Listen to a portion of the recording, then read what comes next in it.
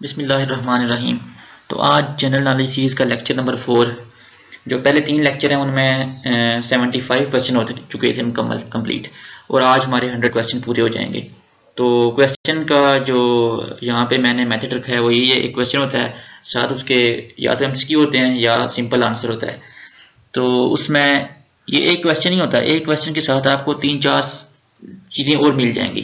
तो ये 100 क्वेश्चन ख़त्म होने का मतलब ये है कि हमारे 200 या 300 क्वेश्चन मुकम्मल हो चुके हैं। तो मेथड यही है कि आप उसी वक्त ही माइंड में चीज़ें ला करते जाएं। मैंने पहले भी जितने भी लेक्चर 3 दिए हैं उनमें भी मैंने पहले बताया था कि जब आप अपने माइंड पे जोर डालते हैं चीज़ याद करने का, तो आपका माइंड फिर यूज्ड हो जाता है। अक्सर औकात ये होता है कि जब हम अखबार पढ़ते हैं या कोई भी स्टोरी बुक पढ़ते हैं, वो थोड़ी देर हमारी माइंड में याद रहती है, क्योंकि हमने सिर्फ उसको एक इंजॉय करने के लिए पढ़ना होता है। माइंड पे हम नहीं जोर नहीं डालते। तो माइंड को यूज टू करें इन चीज़ों से। जब हम इसको जोर डाल के पढ़ेंगे, स्ट्रेस देंगे माइंड को याद करने के लिए, वैसे स्ट्रेस नहीं देना, दूसरा स्ट्रेस नहीं, ये याद करने वाला स्ट्रेस है। तो आप देंगे तो इंशाल्लाह चीज़ें ईजी हो जाएंगी। तो लेक्चर नंबर 4 का जो क्वेश्चन नंबर ये है, which is the smallest bird in the world. In the world है ये, यहाँ पे बर्ड नहीं आएगा, यहाँ पे वर्ड आएगा। ये लिखने में टाइपिंग में मिस्टेक होगी है। Smallest bird in the world is, पता ही है आपको, हमिंग बर्ड है। तो ये सबसे स्मॉलेस्ट बर्ड है परिंदों की दुनिया में। अक्सर औकात आपने देखा भी होगा कहीं कहीं ये नेक्टर वगैरह ये इसको सक करता है, नेक्टर। और ज़्यादातर ये इसकी जो स्पीशीज़ हैं वो अमेरिका में पाई जाती हैं, और इसकी मोस्ट स्पीशीज़ अगर आप देखें तो उसकी लेंथ 7 से 13 सेंटीमीटर इन लेंथ हो सकता है, एक एक्सट्रीम पे ज़्यादा से ज़्यादा। अगर आप इसकी भी छोटी सी अगर आप स्पीशी देखें बहुत छोटी, तो वो 5 सेंटीमीटर, जिसको हम कहते हैं bee hummingbird, BEE hummingbird.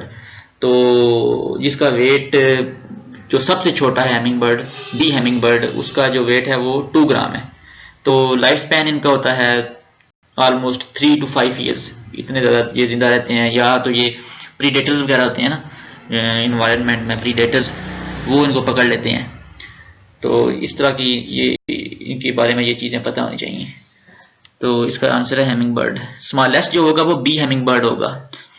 तो नेक्स्ट क्वेश्चन आइए, the largest populace Islamic country of the world is, कौन सा है, पाकिस्तान या Saudi Arabia? Islamic country of the world is, country के हिसाब से देखना है, बेशक छोटा ही कंट्री क्यों ना हो, लेकिन उसमें पॉपुलेशन के हिसाब से देखना है आपने। तो इसका आंसर है इंडोनेशिया। वैसे देखने में सुना कम ही होगा कि इंडोनेशिया के बारे में, हालांकि सबसे ज़्यादा इसमें मुसलमान रहते हैं। तो इसकी थोड़ी सी आप परसेंटेज देख लें कि दुनिया में जहाँ पे मुसलमान, दुनिया में जो टोटल मुस्लिम पॉपुलेशन है उसमें अगर आप देखेंगे तो 12.7% इंडोनेशिया में रहते हैं। देख लें 12.7%, 12.7% मुसलमान दुनिया के इंडोनेशिया में, जो कि सबसे ज़्यादा है। उसके बाद 11% है पाकिस्तान में, थोड़ा सा ही डिफरेंट है, यानी आप सेकंड मोस्ट कह सकते हैं आप पाकिस्तान को। फिर इसके बाद मज़े की चीज़ ये है कि 10.9% जो मुस्लिम पॉपुलेशन है दुनिया की, वो कहाँ पे, इंडिया में थर्ड, यानी 12.7% इंडोनेशिया, 11% पाकिस्तान एंड 10.9% इंडिया में रहती है। देख लें हमारी जो पाकिस्तान की टोटल मुस्लिम पॉपुलेशन है उतनी ही इंडिया में पाई जाती है। वैसे माशाल्लाह क्या बात है। तो बाकी 20% जो मुस्लिम पॉपुलेशन है वो अरब, जितने हैं अरब कंट्रीज हैं सारे मिला के उनमें पाई जाती है 20%। तो ये है, बाकी जो परसेंटेज है वो सारी मुख्तलिफ कंट्रीज़ में ऑल ओवर दी वर्ल्ड है। लेकिन ये मोस्ट प्रोमिनेंट ये 4 फिगर हैं, 12.7, 11, ये 10.9% इंडिया है, 11 पाकिस्तान के लिए, और 20% अरब वर्ल्ड, सऊदी अरब नहीं है, सारी अरब वर्ल्ड जितनी भी उनके लिए। तो ये इसका आंसर है इंडोनेशिया। नेक्स्ट क्वेश्चन, ये खाली स्लाइड है, तो खाली स्लाइड को बस आप देख लें, इसका रंग सफ़ेद है, वो बस ये खाली है बस। स्वीज कैनाल इज बिटवीन, ये क्वेश्चन पहले भी रिपीट हो चुका है। मेरा तरीकाकार ये है कि मैं क्वेश्चन को बार बार रिपीट करता हूँ, उसकी रीज़न एक, यानी जो क्वेश्चन मैंने लेक्चर नंबर 1 में डाले थे उनका 1 या 2 क्वेश्चन मैं अपने लेटेस्ट लेक्चर में लाजमी लेके आता हूँ, क्योंकि चीज़ें रिफ्रेश होती रहती हैं। अभी भी आप ये देखेंगे चौथा लेक्चर जो होगा इसकी कोई एक क्वेश्चन 5वें में आ जाएगा, जब छठा स्टार्ट होगा तो कोई दूसरी या तीसरे का लेक्चर आ जाना है। तो इस तरह ये निज़ाम चलता रहेगा। और Suez Canal is between Mediterranean Sea and the Red Sea, इसका आंसर ये है। Suez Canal is between Mediterranean Sea and Red Sea. जो बेस्ट कमर्शियल स्पॉन्जीज हैं वो मेडिटेरियन सी में पाई जाती हैं, बेस्ट कमर्शियल स्पॉन्जीज। ये एक फाइलम पोरिफेरा होता है, देखेंगे जब हम ज़ूलॉजी के कुछ क्वेश्चन पढ़ेंगे। जनरल नॉलेज के लिए ज़ूलॉजी हर चीज़ पढ़नी पड़ती है, जीके के लिए हर चीज़ पढ़नी पड़ती है, साइंस, मैथ, कंप्यूटर, फिजिक्स जो भी है। तो उसके लिए एक स्विस क्राइसिस था। स्विस कैनाल ऐसी कैनाल है जो ऑयल है यूरोपियन कंट्रीज का, ऑलमोस्ट 2/3 ऑफ ऑयल इस कैनाल के लिए सप्लाई होता है।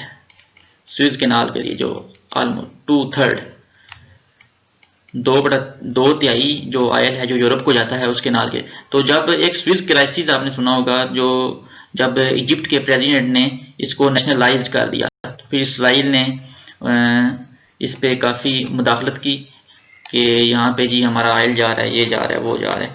तो ये बस इसके लिए इतना ही बस पता होना काफ़ी है कि स्विस क्राइसिस था एक, तो इसके 2/3 ऑफ जो वर्ल्ड ऑयल है यूरोपियन कंट्रीज़ को जाता है, वो उस कैनाल के जरिए जाता है।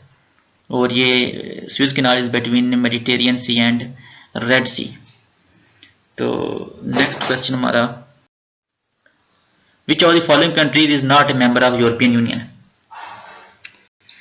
European Union, which of the following countries is not a member of the European Union. अच्छा, यूरोपियन यूनियन है क्या, इसकी थोड़ी देख लें इंट्रोडक्शन, सिर्फ इंट्रोडक्शन ही देखना है, बाकी डिटेल में पूरा बनाएंगे क्लिप इसका। ये एक सियासी और इक़्तिसादी, पॉलिटिकल एंड इकोनॉमिक यूनियन है। 27 मेंबर स्टेट्स ऑफ, मोस्टली जो इनकी स्टेट्स हैं, जितने कंट्रीज हैं इसमें यूरोपियन आते हैं, 27 मेंबर स्टेट्स, जिनकी टोटल अगर आप पॉपुलेशन देखें तो 447 मिलियन जाती है। तो इनका एम ये है कि जो यूरोपियन यूनियन की जो पॉलिसीज़ हैं उनका ये मकसद है कि आप एक लोगों के एक कंट्री से दूसरे कंट्रीज में जाने की फ्री आज़ादी, जो कंट्रीज हैं 27 स्टेट्स हैं, free movement of people, goods, services, जो उनकी मार्केट है वो कॉमन कर दी जाए।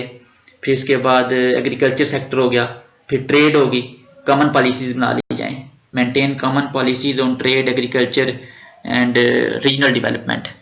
जो तरक्की याफ्ता कुछ जो प्रोजेक्ट होंगे और उनकी पॉलिसीज कॉमन होंगी। तो इसका जो इसमें जो नहीं आता वो कंट्री है नॉर्वे। बाकी जो जितने भी कंट्रीज हैं उसकी पूरी लिस्ट लेके आएंगे, फिर आप वो याद कर लें। एक सुना होगा आपने ब्रेक्सिट, ब्रेक्सिट ये क्या है, BREXIT, Brexit. Brexit is the withdrawal of United kingdom from the European union. ये बस आपको पता होना चाहिए। अभी लेटेस्ट एक तकरीबन 6, 7, 8 महीने पहले अभी विथड्रॉ हुआ है यूके का। Brexit is the withdrawal of United kingdom from the European union. England ने इसको निकल गया इसमें से।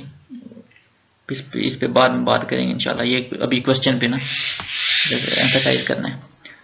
इसके बाद क्वेश्चन है, the highest part of the earth is, जाहिर सी बात है कि माउंटेन हाईएस्ट है, माउंट एवरेस्ट है, तो उसका हाईएस्ट पार्ट ऑफ द अर्थ यही होगा, माउंट एवरेस्ट। माउंट एवरेस्ट ये है कहाँ पे वैसे, माउंट एवरेस्ट है कहाँ पे? ये हिमालय माउंटेन रेंज में आती है और located between Nepal and Tibet, जो चाइना का जो ऑटोनोमस जो एडमिनिस्ट्रेटेड रीजन ऑफ चाइना है। जो highest part of the earth is mount Everest, जो कि नेपाल और चाइना के बिटवीन है। तो ये हो गया चाइना का जो इलाका है तिब्बत का, उसमें आ जाएगी। ठीक है, next, lowest part of the earth is, अच्छा एक दो चीजें हैं, एक है deepest part of the earth is, वो ये था, ये क्वेश्चन पहले लेक्चर में था, मेरियाना ट्रेंच, और ये किसी समुद्र में था, उस समुद्र का मैंने जिक्र किया हुआ पहले लेक्चर में, अगर आपने नहीं देखा वहां पे जाकर देख लें। Lowest part of the earth is dead Sea, Dead Sea. अच्छा, डेड सी जो lowest part of the earth है, ये जो शेयर हुआ है इसराइल, पैलेस्टाइन एंड जॉर्डन से, तो इसका जो लेवल है वो 432.65 मीटर बिलो सी लेवल है। ये हमारा जो होगा lowest part of the earth जो होगा वो। The lowest point on dry land is the shore of the Dead Sea. जो उसका खुश्की वाला इलाका होगा, थोड़ा सा पानी स्टार्ट होने से, ये होगा lowest part of the earth is dead sea है, डेड सी। क्योंकि डेड सी जो सतह समुद्र से 432.65 मीटर यानी ऑलमोस्ट 1419 फुट बिलो सी लेवल जाएगा, तो ये लोवेस्ट पार्ट ऑफ द अर्थ हो जाएगा डेड सी। और deepest part of the earth Mariana trench. ये कौन से समुद्र में है आपने बताना है। अच्छा, येलो सी लाइज बिटवीन। अच्छा, ये येलो सी की वजह से ये स्लाइड भी येलो रखी गई है, पीली। येलो सी लाई बिटवीन, ये चाइना एंड कोरिया में पाया जाता है। येलो दो कंट्रीज हैं, China and Korea. Yellow sea, China and Korea. Next, smallest sea of the world is, बताएं जी। Smallest sea of the world is क्या है, क्या हो सकता है जी। Smallest sea of the world is Baltic sea. Baltic sea. अच्छा, ये बाल्टिक सी के बारे में बताया जाता है कि ये मोस्ट पोल्यूटेड है, उनमें शामिल होता है, most polluted sea in the world. क्योंकि काफ़ी सारे जो दरिया हैं वो फ्लो करते हैं बाल्टिक सी में। जो जितना वेस्ट प्रोडक्ट है पोल्यूशन की, जो इंडस्ट्रियल और एग्रीकल्चर जो प्रोडक्ट्स हैं, जितनी भी वेस्ट प्रोडक्ट, वो इसमें वो उसको क्या देते हैं, वहाँ पे जा रही हैं, फ्लो कर रही हैं। काफ़ी सारे दरिया हैं वो इसको जो सप्लाई करते हैं, जो पोल्यूटेड मटेरियल है काफ़ी सारा, तो इसमें काफ़ी पोल्यूटेड ये सी है, तो इसको हम कहते हैं स्मॉलेस्ट सी। ये है भी छोटा सा है, बाल्टिक सी। अच्छा, world famous bridge golden gate bridge is in, golden gate bridge ये कहाँ पे, golden gate bridge world famous bridge, वैसे फेमस भी है जी। World famous bridge golden gate bridge is in कौन से, सैन फ्रांसिस्को। ये world famous bridge golden gate bridge is in San Francisco, ठीक हो गया। Which country is called land of 1000 islands. ये भी पुराना क्वेश्चन है, पहले लेक्चर में इसको क्यों कहा जाता है वो उसमें मैंने डिटेल में बताया है। फिनलैंड को क्यों कहा जाता है, इसमें कितने इसमें आइसलैंड्स हैं, बहुत ज़्यादा हैं, बहुत ज़्यादा। मैंने नंबर भी बताया था, आपको पता होना चाहिए। Which country is called land of 1000 Iceland, Finland हो गया, ठीक। फिनलैंड 1000 इसलिए क्योंकि 1000 से भी ज़्यादा हैं इसमें आइसलैंड्स, और बाकी और भी रीज़न है, एक दो मैंने बताई थी उसमें पहले लेक्चर में। विच country is called land of golden fibre, land of golden fibre. एक होता है jute fibre, JUTE jute fibre, जो कि एक जिसका रंग होता है येलो कलर का, जो कि कॉटन से सेकंड नंबर पे आता है। बांग्लादेश में उसकी सबसे ज़्यादा होती है कल्टीवेशन। तो ये फाइबर जो इस्तेमाल होता है जितने भी कर्टेन्स वगैरह और जितना भी ये हमारा प्रोडक्ट्स हैं, हमारी जो घरेलू जो पर्दे वगैरह होते हैं और जो बेड शीट्स, इस तरह की चीज़ें उससे बनती हैं, जूट फाइबर। तो इसकी प्रोडक्शन बहुत ज़्यादा है, इसका कलर भी येलो कलर का होता है ये फाइबर। तो ये बांग्लादेश में सबसे ज़्यादा इसको किया जाता है, इसलिए इसको कहते हैं लैंड ऑफ गोल्डन फाइबर। अच्छा, what was the name of atomic bomb that dropped on the city of Nagasaki. अच्छा, दो एटॉमिक बम फेंके गए हैं, एक हिरोशिमा पे और एक नागासाकी पे, ठीक है। नागासाकी पे जो एटॉमिक बम फेंका गया इस पे क्वेश्चन आया था कि उसकी डेट क्या थी, ये दूसरे लेक्चर में क्वेश्चन था, ठीक है, नागासाकी पे। और हिरोशिमा पे जो फेंका गया था उसकी डेट क्या थी, वो कब यानी फेंका गया था। तो ये क्वेश्चन तो हो गए हमारे पहले कंप्लीट। अब जो क्वेश्चन है वो ये है कि हर बम का अपना अपना नेम था। एटॉमिक बम जो था जो हिरोशिमा पे फेंका गया था वो था, उसका नाम अपना है। जो नागासाकी पे था, जो जापान का सिटी है, ये कहाँ हुआ है, वर्ल्ड वार 2, जंग अजीम दोयम, जंग अजीम दूसरी जंग आज़ादी। अब अमेरिका ने दो एटॉमिक बम जापान के दो शहर हिरोशिमा और नागासाकी पे फेंके हैं, जो कि एक जिसमें लाखों लोग मरे हैं। तो एटॉमिक बम जो नागासाकी पे फेंका था उसका नाम था फैट मैन। वाह जी वाह, बड़ा नाम है जी, फैट मैन, मोटा आदमी। इसकी शक्ल इस तरह थी, अगर देखें आप एटमी बम की, अंडे की तरह। अगर आप नेट पे जाकर गूगल पे देखें ना, वो अंडे की तरह उसकी शक्ल थी, बहुत मोटा सा। तो उस लिहाज से उन्होंने फैट मैन रखा था। और जो हिरोशिमा पे एटॉमिक बम फेंका गया था उसका नाम था लिटिल बॉय। लिटिल बॉय, उसकी शक्ल अगर आप देखें तो वो थी इस तरह, इस तरह कह लें। देखें दोनों में कितना फर्क है, ये अंडे की तरह है और ये क्या, आप इसको क्या कहें, इसको क्या कहें, किसकी शक्ल है ये डंडे की तरह है। ये अंडे की तरह है, ये डंडे की तरह है। ये इसका नाम था, जो हिरोशिमा में फेंका गया था उसका नाम था लिटिल बॉय। छोटा है, वैसे भी नजर आ रहा है आपको, पतला है। और जो नागासाकी पे था उसका नाम था फैट मैन। FM से याद रख लें, FM रेडियो, FM 101। ठीक है, fat man, little boy, LB कर लें। ठीक हो गया। इस देख लें, ये बिल्कुल एग्जैक्ट इसी तरह इसकी शक्ल थी जो फैट मैन की थी, अंडे की तरह मोटा सा। और ये इस तरह था लंबूतरा। ठीक है, नेक्स्ट क्वेश्चन ये रहा, the temple of haven religious building is located in, ये चाइना में है टेम्पल ऑफ हेवन, जहाँ पे वो इबादत करते हैं। तो बड़ा उनके लिए मुकद्दस जगह है ये, द टेम्पल ऑफ हेवन। इसकी शक्ल देखनी है आपने तो गूगल करें, शक्ल आ जाएगी। रिलीजियस बिल्डिंग, रिलीजियस है ये। इज लोकेटेड इन, कहाँ पे है, चाइना के बीजिंग शहर में। Beijing. Next question, earth surface is divided into, अब तो ये बच्चों वाला क्वेश्चन है। Earth surface is divided into, कितने कॉन्टिनेंट्स हैं। अच्छा, अर्थ को हमने डिवाइड कर दिया कॉन्टिनेंट्स में, छोटे छोटे ना हमने उसके पार्ट बना दिए। कितने कॉन्टिनेंट्स हैं, 7। ठीक है, सबसे बड़ा है एशिया। ठीक है, सबसे छोटा है, बताएं, ऑस्ट्रेलिया। सबसे बड़ा एशिया, सबसे छोटा ऑस्ट्रेलिया। सबसे ज़्यादा पॉपुलेशन किस में है, एशिया में। ठीक है, सबसे ज़्यादा कंट्रीज किस कॉन्टिनेंट में है, अफ्रीका में। ठीक है, ये चीज़ें साथ साथ आप रिवाइज करते जाएं। इनकी मैंने वो पिछले लेक्चर में ये क्वेश्चन किया था, उसकी मैंने तरतीब भी बताई थी। एशिया कैसे कैसे चलना है, Asia, Africa, north America, south America. ठीक है, इस तरह। The largest continent by area of the world is, बता दिया, एशिया। ठीक है, स्मॉलेस्ट कॉन्टिनेंट कौन सा है, Australia. Largest continent of the world by area, Asia हो गया। अब एंड हो गया, स्टार भी आ गया, काम बल्ली बल्ली।